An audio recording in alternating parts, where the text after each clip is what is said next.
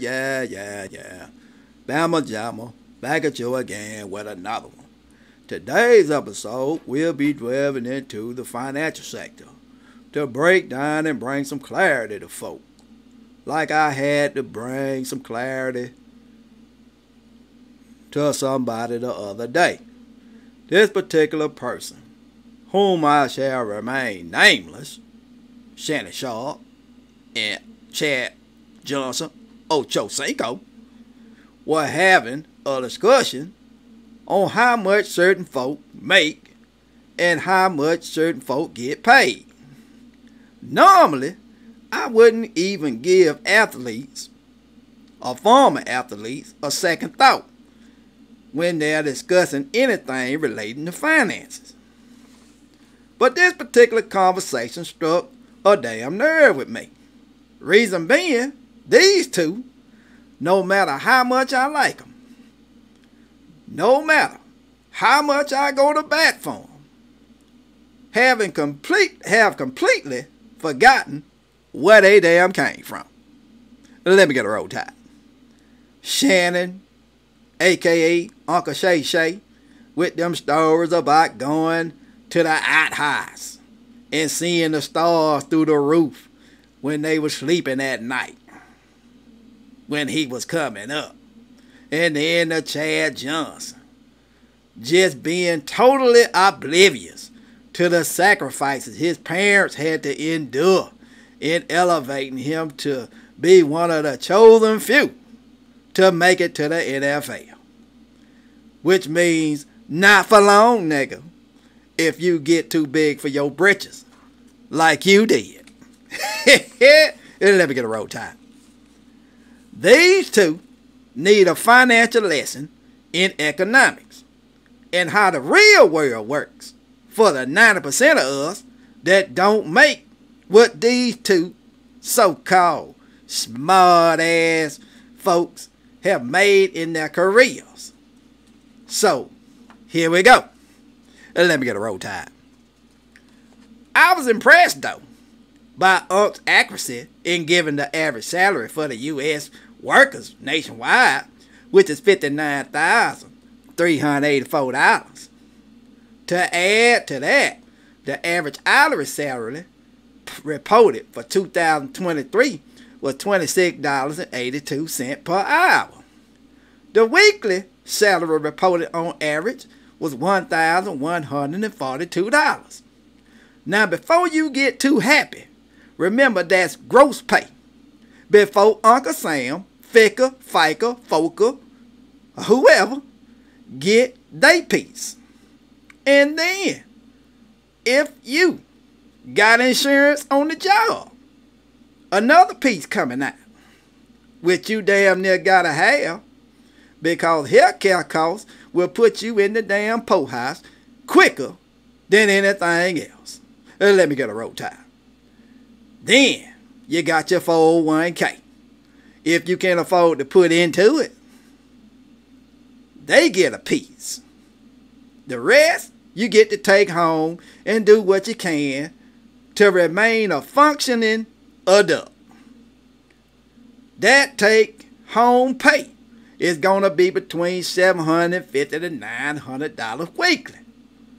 Could be lower, could be a tad bit higher.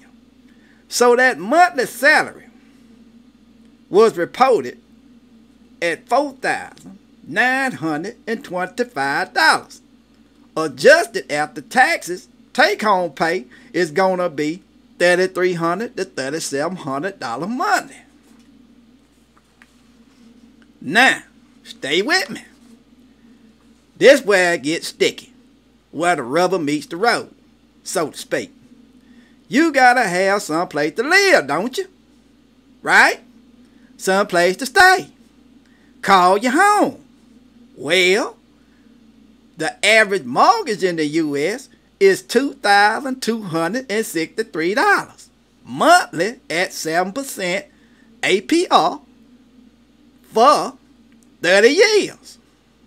And don't forget your down payment, which is 6%, which is $12,000 to $17,000. And at 17%, you need $35,000 to $40,000. And don't forget closing costs, inspections, etc. that are the hidden fees that are not talked about, but you gotta have in order to facilitate the process. So, with that being said, the average U.S. citizen cannot truly afford a home. Shaking my damn head. And let me get a roll tide. Okay, let's go with an apartment or rent a place. The average rent in the U.S. as of October 2023 was $1,372. $1,372 in Atlanta is going to put you in a less desirable place. I'm just being real.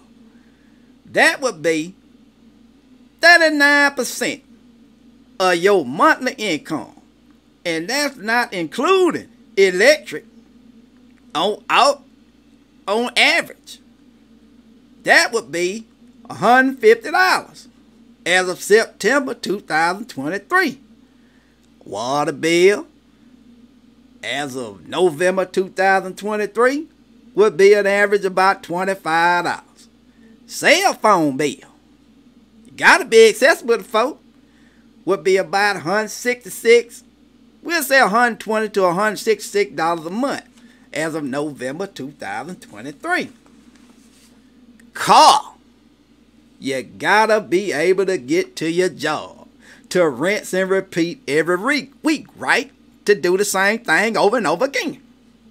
The average car payment, new car that is $738 a month. $532 for a used car. And what determines that is several things. One is the loan amount. Two is the type of car. And three is where you buy it. The most important caveat, number 4, is your credit score. That will determine your interest rate, which is number 5. Which in turn will determine your payment. That's number 6. To a large extent. And number 7, the length of the loan. 24 months, 36 months, 48 months, 60 months, 72 months, and 84 months. 84 months is 7 years. And to my surprise, I just heard of another one. You got 96-month car payment now. That's 8 years. But qualifying for that is more extensive. And usually on a way more expensive vehicle. The monthly payment is determined at the beginning, dividing the total loan amount, including interest, tax, and fees, with the total number of months in the loan agreement. Shaking my damn head. To sum it all up, to put it in numerical format, that's $1,372 for the rent, $150 for the electric, $25 for the water, $140 for the sale, $200 for gas to put in your car, $200 for food, you ain't gonna eat too much, $100 for clothes, you ain't gonna dress too good, and $600 for your car note, you ain't gonna ride too good. Then you need some car insurance now. That's about $167 on average. That'll put you right at almost $3,000. Remember, you ain't bringing home but $3,500. So that's $500 that you have left over. If you don't do nothing else. That means you can't go out and go to the movies. You can't go out and just splurge and do all that other stuff. You got to stay offline shopping. All that stuff. But anyway, anyhow, think you're doing good, huh? Think that's all right? Well, let me give you some of reality check numbers. The figures salary I discussed an average for is at the bottom 90% of U.S. workers. But that also includes the 34.4% of U.S. households that earn $100,000 a year. And out of that, that's 34% out of the 55.6% of the 90% that average $59,384 a year. That's only 8% of the entire U.S. population. And the U.S. population is 340 million people. That's 27,200,000 folk in the U.S. $544,000 on average per state. And to break it down even further, that's about 55,000 folk per county. Let me get a roll tide. And we talking about 100 counties in every state. Let me get a roll tide again. 12% of that 34.4% earns $200,000 a year. That's 22.4% of the 90%, averaging $59,384. Now to skip along a tad bit, the top 1% earners earn $820,000 minimum yearly in the U.S. That's $15,769.27 weekly. That's more than poverty for some folks in a week. Shaking my damn head. That's $67,807.69 a month. That's more than some folks' salary for the year. Shaking my damn head. While the top 0.1% earn $3,312,693 yearly in the U.S. That's $63,705.63 weekly, and $273,934.22 monthly. And to make matters worse, their earnings rose from 1979 to 2018 for the 1%, 179%. The 0.1%, their earnings grew 389%, while wages only grew 28% for the 90% of us that's on the bottom. Shaking my damn head. And let me get a roll tide. And it really depends a lot on where you live, as well as how you place in the earnings. Example, if you live in Massachusetts, you need to be earning $810,000 a year to be in the top 1% earners. In Mississippi, which has the highest rate of poverty in the U.S., you'd only need to be making $255,000 a year. That'll put you in the top 1% in that area. Now, another fact. There are 735 billionaires in the U.S. at last count. More than any country in the world. The U.S. makes up 8 of the world's top 10 richest people. China has 539 billionaires. They come in at second place. Germany has 134 billionaires. They come in at third place. And to sum it all up, Shannon Sharp and Chad Johnson ain't got a damn clue, or they are just so far removed from the 90% that they cannot relate to our issues or what we have to deal with daily, trying to maintain and survive and trying to keep up with the Joneses. Remember, the Joneses are a myth perpetrated, and it's a fraud. because I can think about this movie that I saw a while back called Keeping Up with the Joneses. This movie really opened my eyes. The neighbors actually thought the Joneses was doing things legit. But the Joneses was a corporate sponsored family that was placed in the neighborhood and given all the things that everybody wants. It was like a job. The daddy was getting paid to be a daddy.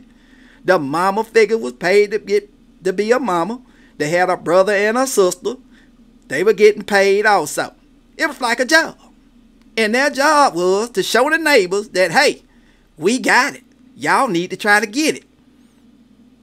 The Joneses were getting it for free. But the neighbors were going into debt and everything else trying to keep up with them.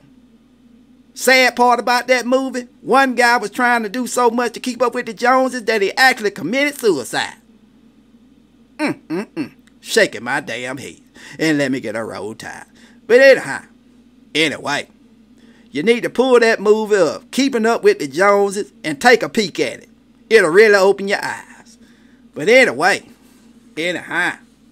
Bama Jamma wrote a song about the whole situation.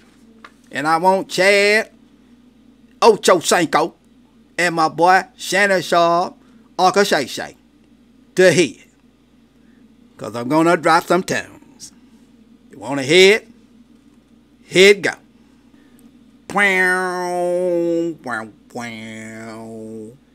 Wow, wow, wow. Wow, wow, wow. Wow, wow, wow. I heard you and Ocho talk, your silly ways and thoughts. Finance ain't in your lane, that's why you don't complain. Just wanna make it clear, child, I'm in the 90th percentile. Just cause you a millionaire, you act like you're not aware. Now I'm telling you, ooh, the average salary, I'm telling you, ain't enough to live on. I'm telling you,